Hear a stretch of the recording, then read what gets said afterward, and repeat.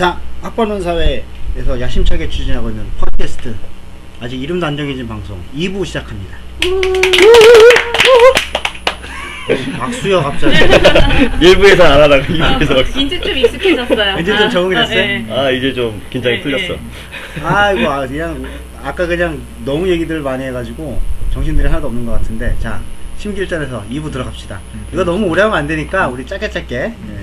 자, 두 번째 2부에서는 저희가 주로 할 얘기가 뭐냐면은, 앞으로도 이제 좀 그 어떤 그 교육계의 중요한 그 현안들, 그런 이슈들에 대해서 좀 깊이 좀 얘기를 해봤으면 좋겠어요.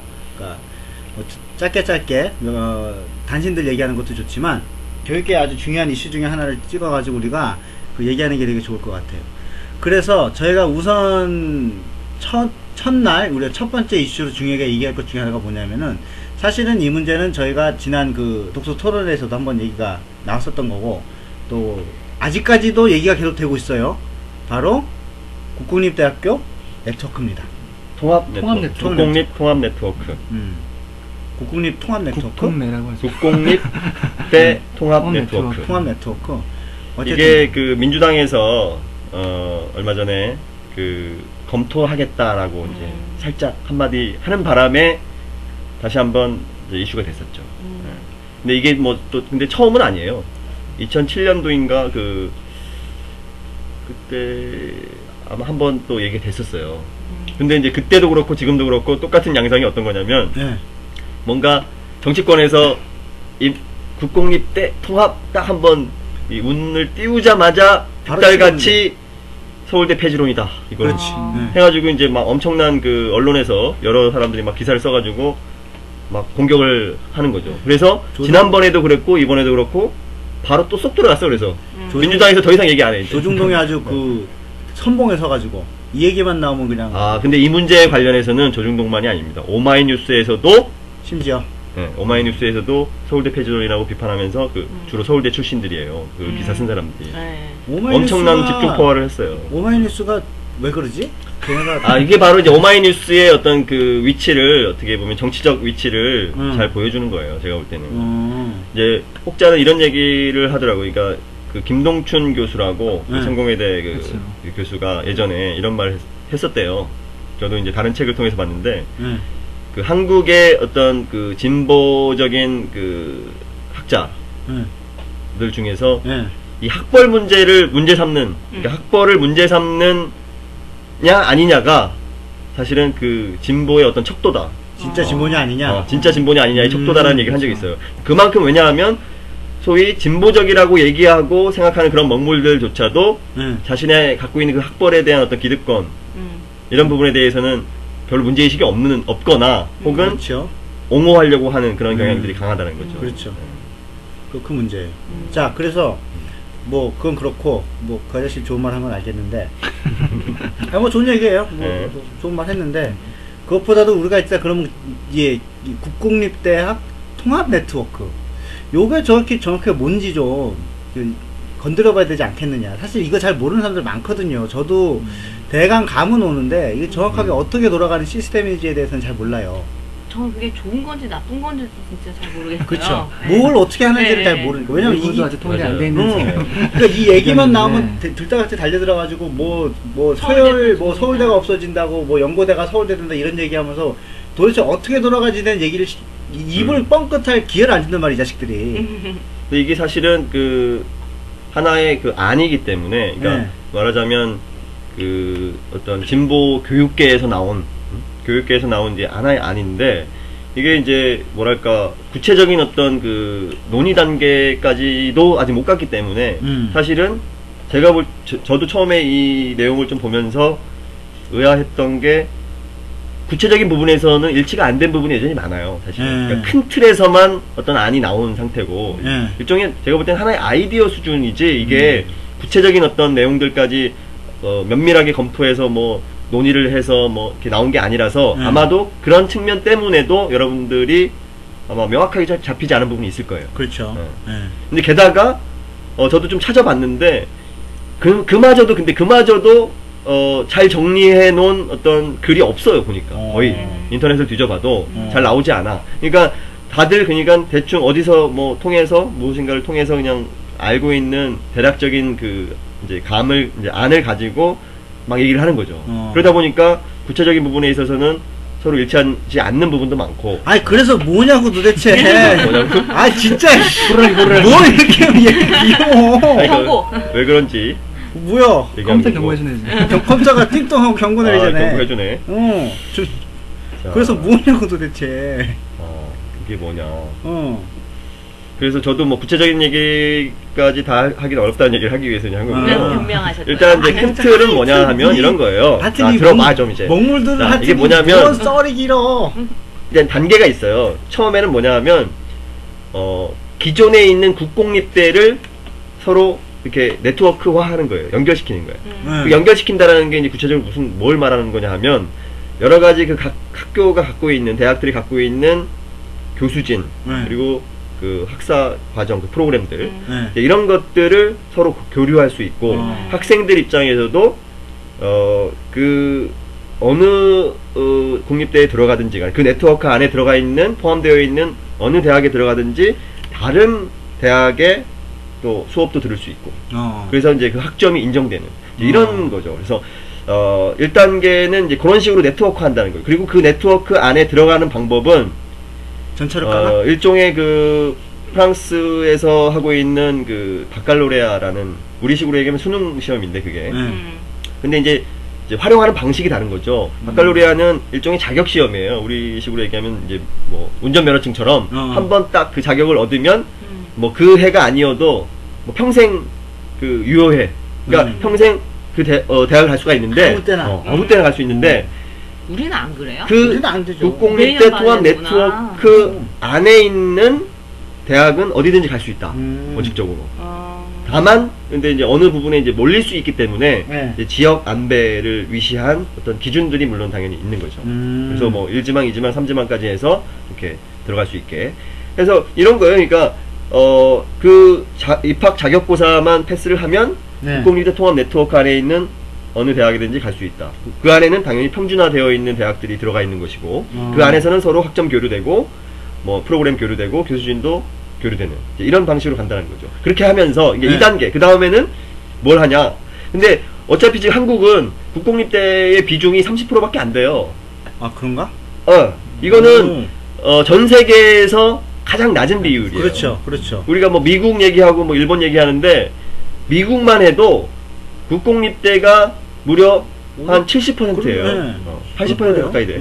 그래서 이제 이 정도로 국공립대가 많은데 일본이 좀 이제 우리보다는 그러니까 일본이 국공립대가 적은 편인데 우리보다는 그래도 많아요. 그러니까 그런 상태이기 때문에 이대로는 너무 영역이 좁다. 그래서 확대하는 거예요. 기존에 부실 그 사립대로 이제 이렇게 평가받는 그런 데들이 많이 있잖아요. 재정 운영이 이렇게 어렵고 게다가 이제 앞으로 점점 늘어날 텐데 왜냐하면 학생 수가 주니까. 그렇죠.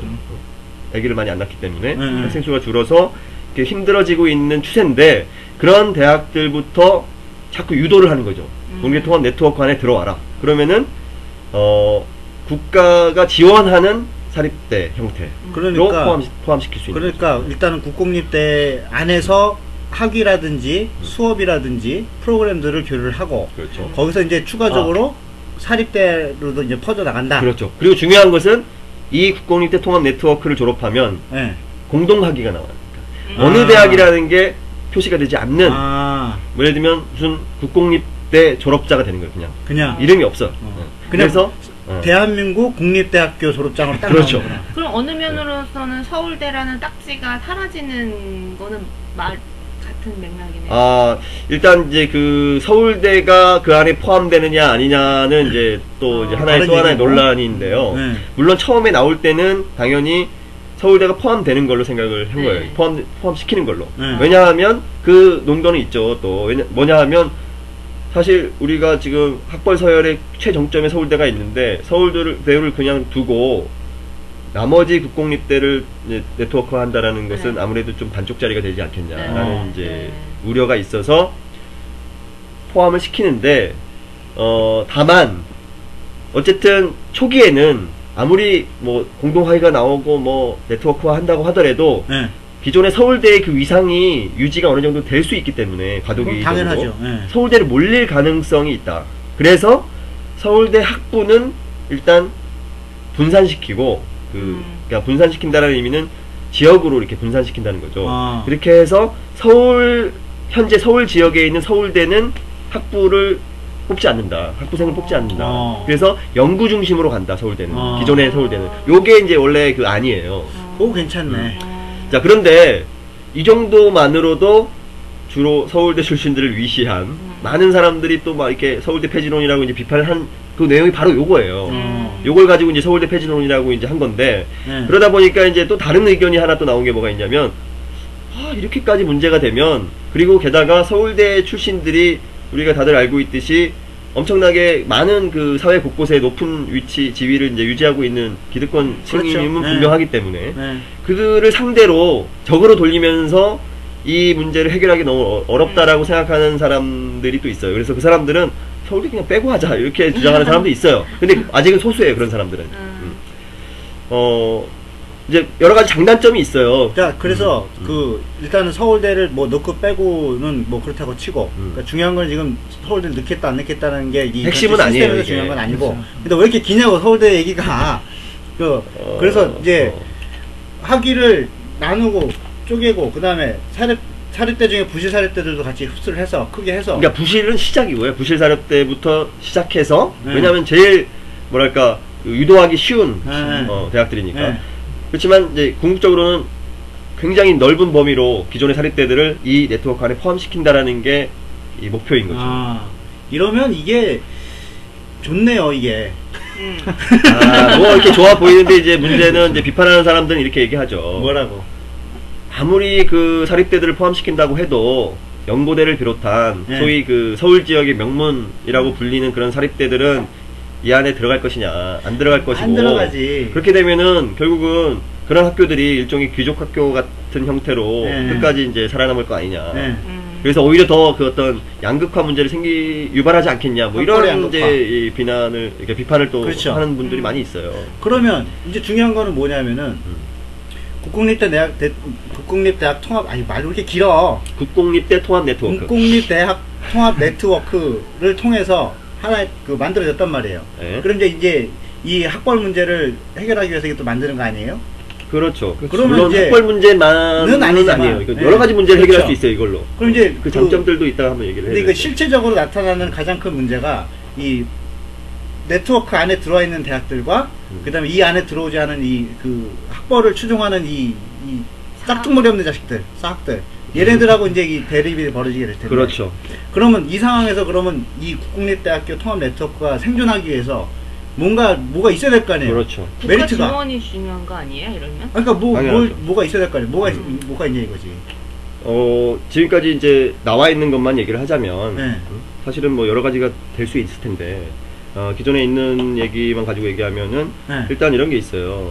일단 기존의 사립대들에게도 지금 현재 우리는 재정 지원을 상당히 하고 있는 상황이거든요. 근데 그거는 우리 한국의 어떤 고등교육의 독특한 역사 때문인데 초기에 우리가 이제 일제시대 겪고 또 이제 전쟁 겪으면서 국가가 학교를 세울 돈이 없었잖아요. 그러니까 이제 민간에서 돈 많은 사람들이 이제 대학을 지은 거죠. 그래서 이제 일종의 어떻게 보면은 국가가 해야 되는 역할을 대신 해주는 셈이라고요. 근데 국가가 그걸 못하니까 지원만 해준 거예요, 계속. 그래서 그 지원이 너무 커 지금. 근데 이제 그 액수는 한번 좀 따져봐야 되는데 아직 제가 그걸 따져보지는 못했는데 사실은 꽤 돼요. 왜냐하면 여러 가지 근데 그 방식이 또 어떤 방식이냐면 이런 방식이 많아요. 무슨 교육 역량 지원 사업, 뭐 학부 선도화 사업 해가지고 공모를 해요. 교육부에서. 이게 사실 더 명확하게 이렇게 된 계기가 한때 노무현 때 선택과 집중이라는 어떤 슬로건을 가지고 정책을 핀 적이 있잖아요. 교육부에서도 딱 그 정책을 쓴 거예요. 무슨 말이냐면 잘 나가는 대학을 선별해서 돈 준다. 돈을 더 지원하겠다. 재정을 지원하겠다. 이렇게 된 거예요. 그래서 그런 큰 어떤 국책 사업으로 이제 공모를 딱 하면 대학들이 다 달라붙어 가지고 이제 평가를 받고 거기서 선별되면은 이제 지원을 받았는데 그게 대부분 잘 나가는 대학이에요, 보통. 아, 그래서. 그런 게 있고, 그런 방식이 있고, 네. 또 뭐 예를 들면 우리가 많이 알고 있는 뭐 HK, SSK, 옛날 그 전에 BK21 사업 이런 거 있잖아요. 아니, 그거는- 이런 것도 다 이제 그 재정을 지원하는 방식이었던 이거 거죠. 굉장히 중요한 얘기인데, 요거는 좀 나중에 우리가 좀 깊이 얘기를 해봅시다. 지금. 네. SSK, BK 뭐 이런 거 모르는 사람도 많이 있을 것 그러니까, 같아요. 그거는 네, 그런 거는 이제 다음에 나중에 좀 다시 깊이 한번 들어가 얘기하고요. 보고. 일단 제 얘기했던 거를 좀 마무리해야 네. 될 것 같은데. 그런 식으로 이제 지원을 해주던 돈이 꽤 된단 말이에요. 지금까지. 근데 사실 원래 사립대에다가 국가가 꼭 정부가 그 지원을 해야 될 의무는 없어요. 없죠. 그동안 아까 말했듯이 제가 이제 한국의 어떤 그 독특한 교육의 역사 때문에 그렇게 된 거라는 거고요. 그래서 이제 그 돈을 가지고 국공립대 네트워크에다가 몰빵을 할 수 있다라는 거죠. 그 몰빵을 하게 되면 얻을 수 있는 게 뭐냐 하면 일단 지금 등록금 문제가 굉장히 심각한데 이 등록금을 시립대가 지금 한 것처럼 원래 국공립대가 거의 반값이었잖아요. 네. 그 반의 반값이 현재 지금 시립대가 네. 반의 반값하고 있잖아요. 그거를 전국 국공립대 통합 네트워크 안에 있는 대학들에게는 그 혜택을 줄 수가 있다고 지금 현재 거의. 그러니까 그렇지. 이거는 누군가 그 계산을 해봤어요. 계산을 네. 했는데 그게 나와 진짜. 그러니까 아. 지금 현재 출발을 할 수가 있어요. 그러니까 사립대에 지원되던 돈만 다 빼면 굳이 다른 재정을 마련하지 않고도 국공립대 통합 네트워크의 반의 반값 등록금이 된다고 지금 현재. 근데 그 등록금도 문제인데 사실은 그 등록금 외에 등록금을 그렇죠, 주는 또 것 있죠. 말고도 굉장히 교육의 질을 높일 수 있는 거야 이게. 어떤 방식으로? 그러니까 뭐 교원을 더 충원을 한다라든지. 아 그렇죠. 그 지원 재정만 있으면 네, 당연히 되는 거죠. 시설도 정말 필요한 시설을 딱딱 만들어주고 네. 학생들한테 주는 그 뭐죠 이게 밥 싸게 줄 수 있고. 네? 밥이라도. 얼마나 좋아. 학식 1,000원. 밥 중요하거든. 그 밥에 그렇죠. 바나나도 하나 그러니까 지금 시켜주고. 현재 이거는 이제 당연히 우리가 국공립 통합 네트워크와 관련이 되든 안 되든 간에 현재 국가 재정으로 고등교육에 투자되고 있는 비율 자체가 OECD 기준에서 굉장히 낮아요. OECD 평균보다 훨씬 거의 그렇죠. 반밖에 안 돼요, 지금 현재. 그렇기 때문에 그 고등교육 재정을 확충해 나가는 과정 속에서 당연히 이런 이제 그렇죠.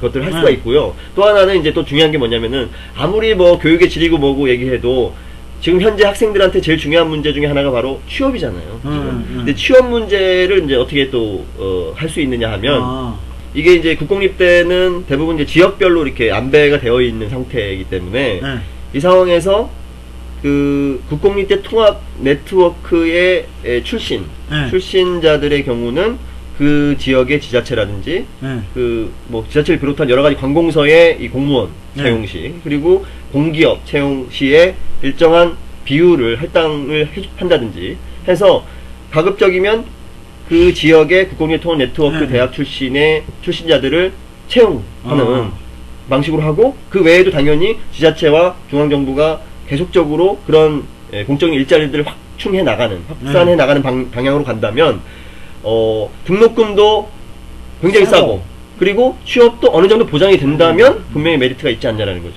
자 여기서 문제가 뭐가 있을까요? 아니 근데 지금 다 국공립대 네트워크를 어떻게 실현하느냐 뭐 이런 문제 가지고 뭐 사립대 뭐 지원을 줄이고 뭐 이런 얘기 하시는데 이게 정말 좋은 건지 그러니까 뭐 지금 뭐 밥도 뭐 국가채 포퓰리즘이다. 이거. 아니 그런 게 아니라 뭐 밥도 좋게 하고 학교 시설도 좋고 한데 이 아무래도 이제 대입 자격고사 그러니까 대입 자격고사로 자격 시험이 되면은 이게 뭐 상위 1%가 될 필요가 없잖아요. 패스만 하면 되니까. 그렇죠. 근데 기존 수능은 그렇지가 않잖아요. 그러면 열심히 공부할 필요가 없고 그러니까 그 정도까지는 막 치열하게 할 필요가 없고 이전까지처럼은 그러면은 이게 하향 평준화 학생들의 수준이 좀 하향 평준화 돼서 뭐 지금 세계 대학 평가에서 뭐 서울대, 연구대 잘 나가고 있는 점점 올라가고 있는데 별로 그렇지도 않아요. 그래요? 계속하세요. 그래서 이게 다 떨어지는 게 아니냐. 좋죠. 난 하향 평준화 좋아. 나는 좀 과격한데 하향 평준화 오면 다 같이 공부 안 하면 되잖아. 왜 다 같이 공부해서 다 같이 3시간만 공부하면 되는데 한 놈이 4시간 공부하니까 어떻게 어느 날 보니까 다 같이 4시간 하고 있고 그러다 보니까 어느 놈이 또 5시간 공부하니까 계속 이런 식으로 이게 악순환이거든. 지금 상당히 그 뭐랄까 근본적인 문제를 지적을 한 거거든요. 이게 사실은 방금 제가 얘기한 것들보다 더 중요한 문제가 바로 이거라고 생각해요. 그러니까 오히려 국공립대 통합 네트워크가 이 교육의 정상화를 목표로 하고 있는 거예요, 사실은.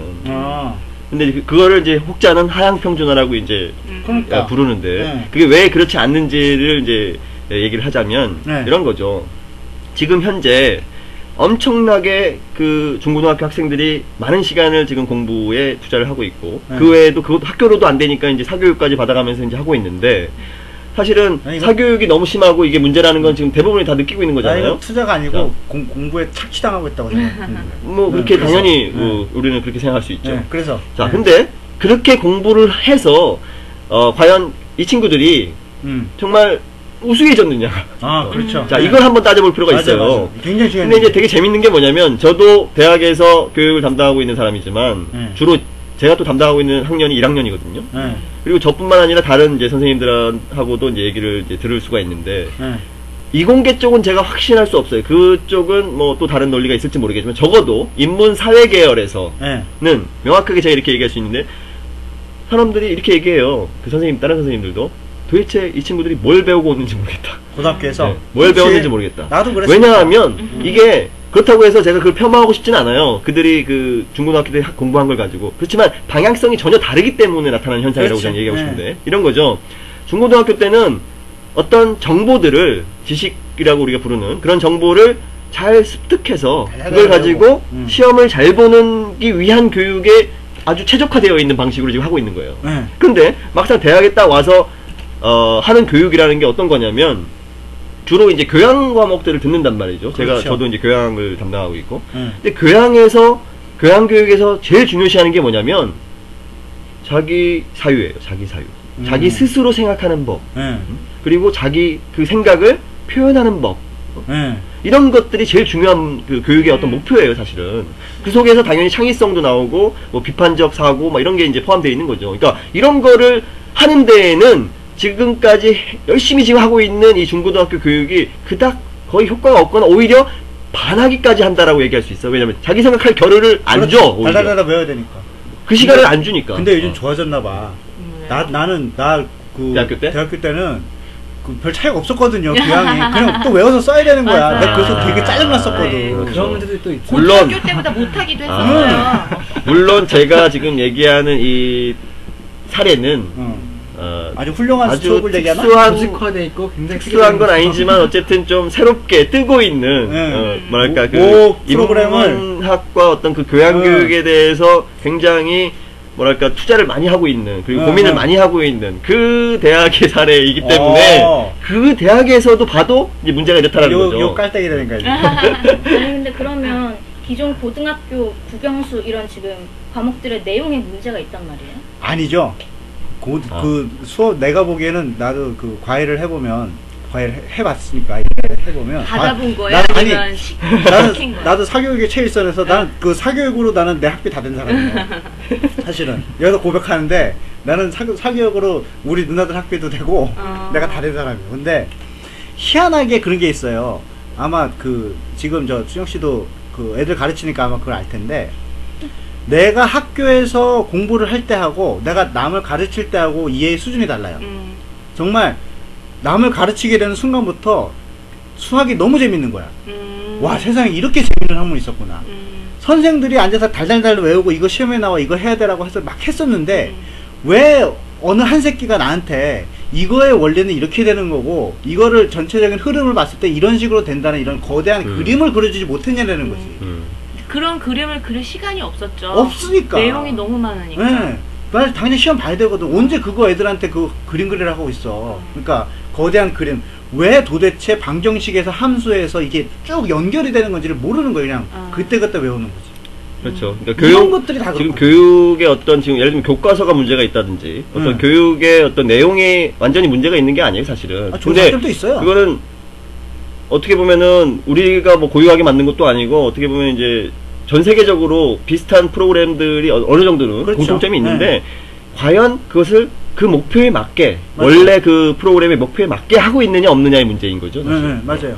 근데 이제 원래 목표라고 하면은 스스로 그런 방법들을 터득하고 문제를 푸는 방법을 터득하고 자기가 뭐 생각하는 것들을 발전시키고 그렇죠. 그걸 글로 또 표현하고 뭐 이런 것들이 사실은 국어, 수학, 뭐 이런 영어 이런 것들의 이제 원래 목표인데 맞아요. 지금 우리는 워낙 입시가 중요하다 보니까 학벌 체제로 인해서 입시가 중요하다 보니까 그럴 겨를이 없어요. 그걸 기다려주지 않아.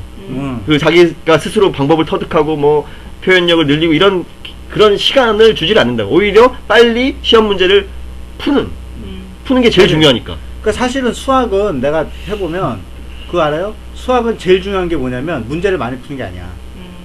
이 원리를 안 다음에 집에서 혼자 꼼꼼히 그걸 생각해보는 시간이 굉장히 많이 필요해요. 왜 이것이 이런 원리를 통해서 이루어지는지를 꼼꼼히 생각해야 돼. 혼자 이렇게 그 책상에 앉아가지고 막 수학 문제 푸는 게 아니고 커피숍에 앉아서 커피 한 잔 마시면서 고등학생이 커피 한 잔 마시면서 도대체 피타고라스 이 아저씨는 이 천재적인 아저씨 어떻게 이런 생각을 했을까? 이걸 해야 되는 거거든. 그런 문제가 있어요. 주제도 좀 벗어나는 거 아니에요 지금? 많이 너무 벗어나. 많이 나가고 있어요. 뭐 자. 벗어난 건 아닌데 어쨌든 뭐 좀 다시 돌아옵시다. 아까 좀 했던 얘기 중에 하나 첨언을 하고 싶은 게 있는데 하향 평준화되는 거 아니냐 네. 이제 걱정을 했었잖아요. 그렇죠. 네, 근데 제가 몸담고 있는 학교에서 그런 사례가 있었어요. 어떤 그러니까 사례가요? 저희 학교가 이제 미술 전문 대학인데 수시 100%로 학생을 뽑아서 뭔가 그렇구나. 새로운 이렇게 학생들한테 이렇게 달달달달 외운 입시 미술을 공부한 아이들이 네. 아니라 그 친구들과 인터뷰를 해서 그 친구가 생각을 듣고 그 학생을 뽑겠다. 네. 기술이 아닌 머리 그 생각을 뽑겠다라고 해서 수시 100%로 학생들을 뽑았는데 네. 이제 뭐 미달 사태가 나고 하여튼 난리가 났어요. 학교 전체가. 그러니까 지금까지 쭉 해왔던 커리큘럼과 똑같이 진행할 수가 없는 거예요. 안 되죠. 네. 그러니까 완전 미술의 기초부터 다시 그렇죠. 가르쳐야 네. 돼서 이제 맞아요. 아이들의 수준이 낮아졌다 그러면서 이제 학교가 난리가 나고 학장 물러나고 맞아요. 뭐 그랬었는데 그리고 나서 저희가 이제 3년이 지났어요. 수시 100%를 다시 포기하고 다시 예전의 방식으로 돌아갔고 3년이 지났는데 그 1학년 수시 100% 뽑은 학생들을 가만히 보니까 똑같아요. 단지 그 아이들을 처음 기초부터 가리키려는 교수들의 열정이 부족했던 거고 맞아요. 귀찮았던 그렇죠. 거예요. 네. 저 또한 그게 귀찮았었고 그렇죠. 사실 제가 볼 때는 이제 오히려 또 그런 학생들한테 어떤 창의력이라든지 그 미술, 예술 쪽이 굉장히 필요한 네. 그런 쪽은 더 있지 않을까라는 생각이 드는데요. 그럴 가능성을 이제 계속 찾아야 되는데 그것조차도 귀찮아고 저도 사실은 이제 저도 네. 이제 그 프랑스에서 있으면서 그런 그 경험을 좀 했는데 뭐냐면 네. 그 미술하는 친구들이 워낙 많이 유학을 오기 때문에 프랑스는 네. 보면 차이가 분명히 프랑스 애들과 한국에서 유학 온 친구들의 차이가 어떤 거냐면 이런 거예요. 한국에서 온 친구들은 네. 테크닉이 굉장히 뛰어나요. 그러니까 손기술이 네. 뛰어나고, 그러니까 예를 들면 그림을 그려도 정말 잘 그려. 네.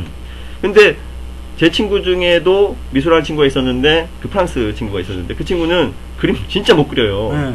물론 뭐 그 친구 전공은 이제 꼭 회화는 아니었기 때문이기도 하지만, 어쨌든 미술하는 친구로서 기본적으로 할 수 있을 수준도 안 돼.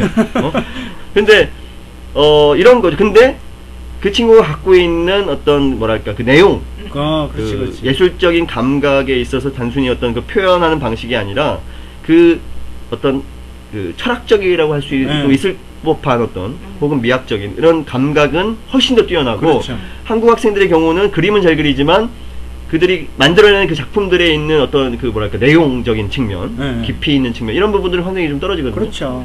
아니 나는 그런 차이가 있어요 분명히. 나도 그 비미대 출신이잖아.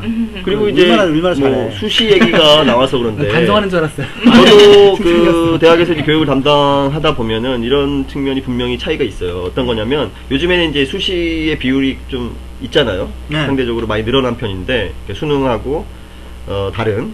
근데 오히려 이 수능 보고 온 친구들보다 제가 아까 얘기했던 예를 들면 자기 어떤 표현 능력이라든지 사고 능력 이런 부분에 있어서는 오히려 그 입학 사정관제라든지 뭐 논술이라든지 이런 걸 보고 온 친구들이 훨씬 뛰어나요. 확실히 거기서 차이가 나요 분명히.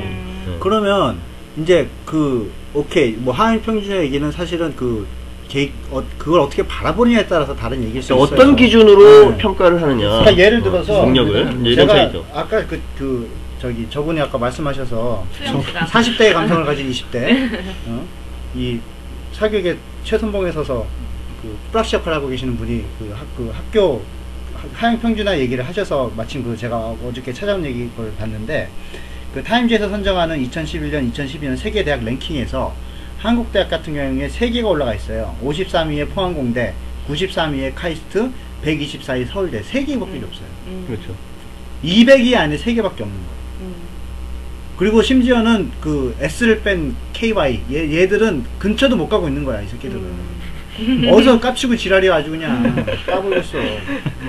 니들이 좋아하는 타임지 임마, 니들이 니들이 좋아하는 타임지에서 선정한 그 거야. 대학생 잘안 듣겠네 우리 방송. 들어 좀 듣고 좀 배워 좀. 사람이 배워야지. 포섭해야 되는데. 한 300위, 400위 정도 선에 있을 거예요. 아마. 그럴 거예요. 근데 무슨 등록금은 님이 아유 자꾸 욕을 너무 많이 하는데. 아니, 아까 얘기했잖아. 자, 내가 잠깐. 네덜란드 애가 그러더라고. 아 네덜란드 등록금이 졸라 비싸대.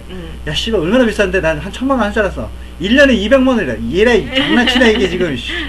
내가 그랬다니까. 뭐 어쨌든 그래서 그 나름대로 이렇게 국립대를 만들었을 때 뭐 여러 가지 그 메리트가 있을 수가 있어요. 사실 그 네. 취업 부분에 있어서는 사실은 나는 조금 좀 그래요. 대학이라는 것의 본질을 찾기 위해서는 사실은 어느 정도 멀어져야 되지 않겠냐고 생각하지만 그거는 먼 목표고 일단은 또 그렇죠. 지금 현실적으로 현실적으로 뭐 채워야 그 80%가 대학을 네. 가는 상황이라서 채워야 그거를 뭐 되니까. 어거지로 우리가 줄일 수는 없는 것이고 네. 물론 당연히 고졸도 아까 우리가 뭐 학력차별 얘기 처음에 했지만 네. 그 고졸 출신들도 뭐 어느 정도 취업이 되고 또 그 취업에 하고 나서 그 대우가 나쁘지 않다면 그게 격차가 그렇게 너무 크지 않다면 당연히 대학생 수가 주는 거죠. 그렇게 네. 굳이 대학을 갈 필요가 없는 사람들이 많이 생기겠죠. 그렇지만 지금 당장 우리가 그걸 억지로 만들 수는 없으니까 그 문제는 차치하고 사실은 다른 어떤 또 메리트가 뭐가 있냐면 사실은 이제 지금 얘기한 메리트는 이런 거예요. 그러니까 중고등 초중고가 그 초중고 교육 자체가 대학 서열로 인해서 대학 서열이 있는 상태에서 입시에 이제 모든 게 이제 집중되다 보니까 잘 되고 있지 않은 부분들이 이제 당연히 이 부분 국공립 통합 네트워크를 통해서 뭔가 이렇게 개선될 수 있다고 보는 거고요. 그게 사실 가장 큰 이제 메리트고 그 다음에 이런 게 있어요. 보통 이제 우리가 간과하고 있는 또 하나의 문제 중에 서울 집중 현상이 있잖아요. 그러니까 지역 균형 발전이 안 되고 있다. 그렇죠. 왜냐하면 모두가 서울 중심에 서울에 있는 서열이 높은 그런 대학들을 가야만 하는 그런 상황이다 보니까 지금 현재 그러다 보니까 다 몰린다는 거죠. 그리고 그러면은 서울에서 대학 나온 사람들이 지방으로 내려가나요? 안 간다고요. 대부분은.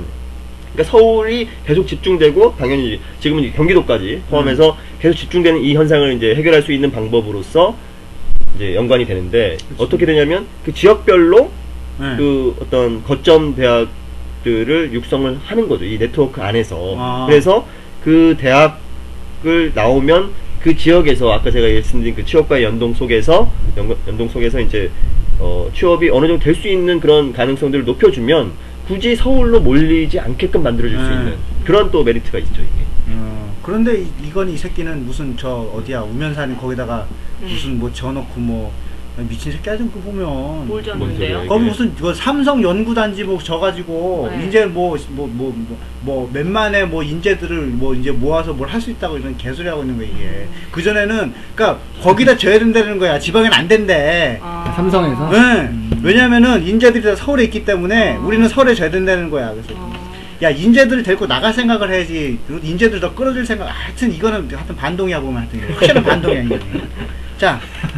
또 뭐 왜요? 근데 이게 반동 아니에요? 아니 그럼 그 지역 균형 발전이라고 하는 거 지금은 그럼 그 지역에서 만약 대학을 나왔으면 그 지역에 어떤 취직할 수 있는 곳에서 가산점을 안 주나요? 네? 그게요. 이제 이것도 약간 이제 역사가 있어요. 그러니까 사실은 굉장히 오랫동안 예를 들면 한 90년대 초반까지만 해도 각 지역의 이 국공립대들이 그런 역할을 했어요. 실제로. 그러니까 거의 그 지역에서는 예를 들면 대전에서는 충남대, 뭐 청주에 뭐 충북대, 그 지역의 가장 맹주라고 할 수 있는 그런 국립대들이 있었고 그 대학을 나오면 그 지역에서는 나름대로의 그 메리트를 갖고 있었어요. 맞아. 굳이 뭐 공적 영역이 아니더라도 일반 기업에서도 굉장히 우대를 좀 받았단 말이죠. 그러니까 뭐 연구대 정도급으로 쳐줬다고. 근데 그게 지금 이제 무너지고 있는 상황인 거예요. 계속 조금씩.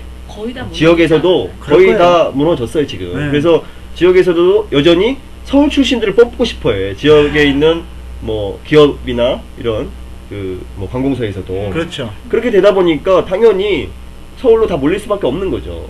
그리고 또 근데 서울에 일단 오면 아무래도 지방으로 내려가는 것을 좀 기피하는 경향들이 안 갈라 있어요. 그래. 모든 게 다 서울에 지금 집중돼 있기 이 때문에. 주제는 되게 재밌는데 다시 나중에 깊게 그래요. 다뤄도 좋지 않을까 그래요. 싶은데요. 이거 좀 더 그렇죠. 지방 분산에 대한 얘기도 다음에 한번 음. 그 얘기를 해보도록 통합 합시다. 네트워크를 하면 진짜 이렇게 메리트가 많다. 근데 이 또 정도로. 이제 저 같은 경우는 지방에 가서 네. 일을 하면 거기에 또 탓세가 있어요. 그렇죠. 그런 지점 여러 가지 지점들이 오묘하게 얽혀 있기 때문에 그러네. 좀 네, 이게 그거는 좀 이게 깊이 단순한 문제는 나중에 아니에요. 얘기해보면 그렇지. 네. 좋겠어요. 자, 그래서 국공립대학교 네트워크 이제 간단하게 정리를 해보면 일단은 서울대가 들어갈 수도 있고 안 들어갈 수도 있고 그렇죠. 그 일단은 국공립대학들을 중심으로 해서 그 학점, 그 다음에 수업, 프로그램, 교수까지 모든 것이 학위. 교류가 되고 학위까지 교류가 되고 그 다음에 앞으로 점점 그 사학들까지 이렇게 먹어 나가면서 이렇게 표현하면 또 사학들이 싫다 그러겠구나. 먹는 게 아니죠. 확장해 나간다. 사학들까지 유도. 국립으로 만들어주면서 국립으로 아니, 만들어주면서 국립까지는 아니죠.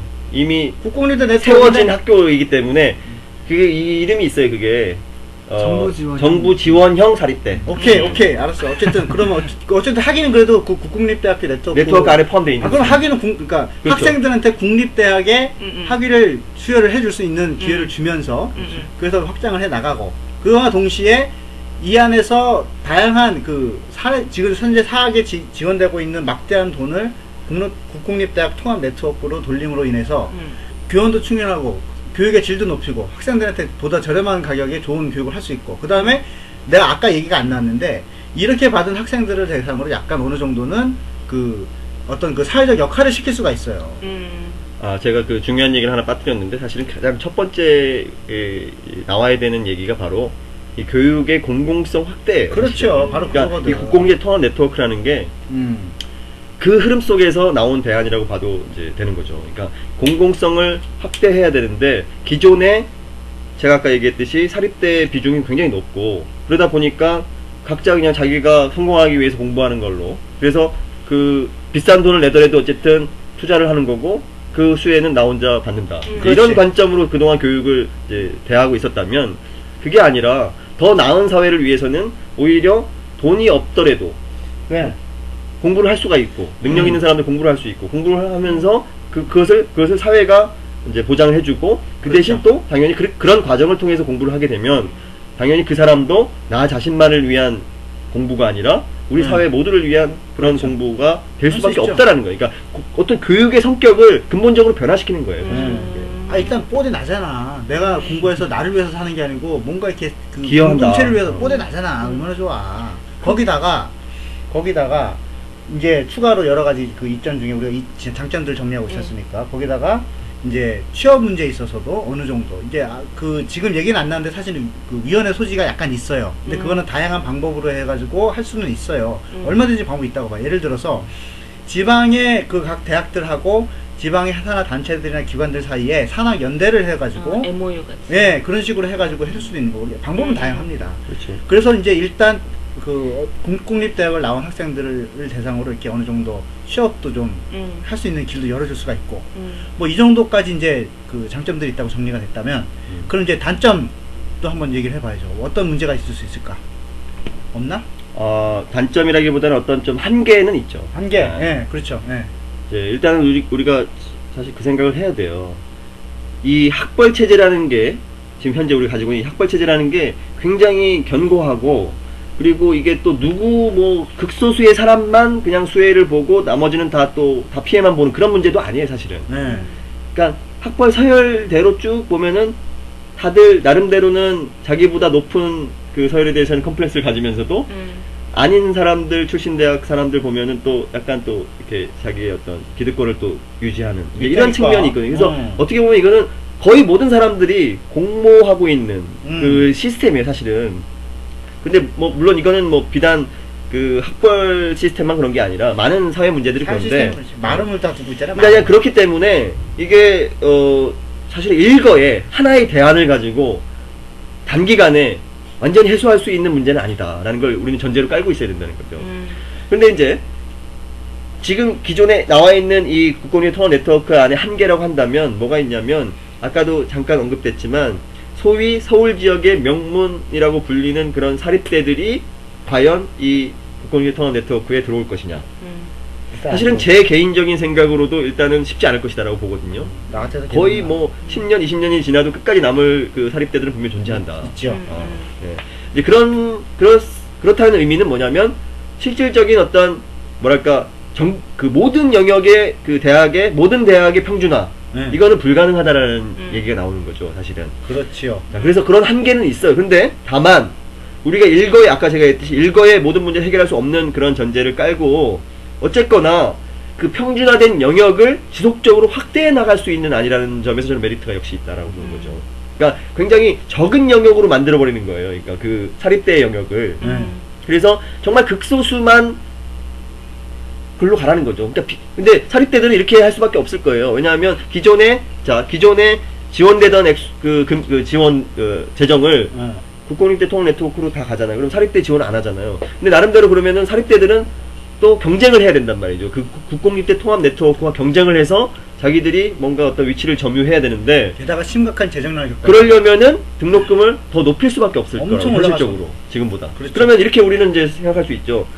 자, 그 두 체제 그러면 사립대 소위 명문 사립대라고 불리는 그런 사립대들 몇 개와 국공립 광범위한 국공립 통합 네트워크가 이제 병존하는 이 시기가 분명히 존재할 거예요. 오랫동안. 근데 그 상황에서 이제 서로 경쟁을 아마 해야 될 텐데 일반 우리 뭐 예를 들면 학생 입장에서 혹은 학부모 입장에서는 이렇게 생각할 수밖에 이렇게 판단을 해야 되는 거죠. 뭐냐면 정말 등록금 거의 안 내고 갈 것이냐? 국공립 통합 네트워크 가서 어느 정도의 뭐 공무원이 됐든 공기업이 됐든 일정 정도의 취업을 보장받는 곳으로 갈 것이냐? 아니면 정말 등록금 정말 비싸게 내고 하버드나 예일처럼 미국에 빠지게 공부하고 정말 열심히 뭐 공부해야겠죠. 또 물론 공부야 뭐 어디를 가든 뭐 할 텐데 하여간 그렇게 해서 뭔가 어떤 사회적 특혜를 누릴 수 있을 거예요 아마. 거기 나오면 어느 정도 그 동문들의 어떤 그 네트워크를 통해서 어떤 이득을 내릴 텐데 그런 엄청난 비용을 투자하고 그런 혜택을 누릴 거냐. 자, 이 정도. 이렇게 해서 비교할 수 있다면 저는 국공립 통합 네트워크가 그렇게 밀리지만은 않을 것이다라는 거죠. 네, 맞아요. 뭐 우리가 그 국공립대학교 통합 네트워크 이 말도 복잡한데 요거를 다음 시간에 조금 더 더 남은 얘기를 더 하기로 하고 일단 오늘은 뭐 이 정도에서 지금 다들 지치고 여기 뭐 가야 되고 더워요. 날 혹시 뭐 저기 질문이나 뭐 이런 게 있다면 혹은 문제 제기 이런 거 있다면은 올려주세요. 페이스북에. 페이스북. 우리는 무조건 페이스북이야. 내가 첫 영회에서 얘기했지. 난 페이스북이 싫어. 근데 어떻게 해야지. 제가 볼 때는 페이스북 그룹 그러니까 페이지를 따로 하나 만들어야 될 것 같아요. 이 그것도 괜찮아요. 페이지를. 근데 뭐 그거는 좀 더 고민을 해보고 우리가 이제 내부 회의를 통해서 결정할. 여러분의 의견을 10분 반영하지 않고 우리 맘대로 결정할 겁니다. 여러분의 의견은 3분 정도 반영. 3분 좋다. 3분 정도는 내가 반영을 해줄게. 3분 정도. 자, 그러면 오늘 얘기는 이 정도 오늘 오래 했으니까 이 정도에서 마무리를 짓고 자, 그럼 여기까지 수고들 하셨고 마지막 인사는 어떻게 자, 다음에 또 봐요. 안녕. 아, 재밌다.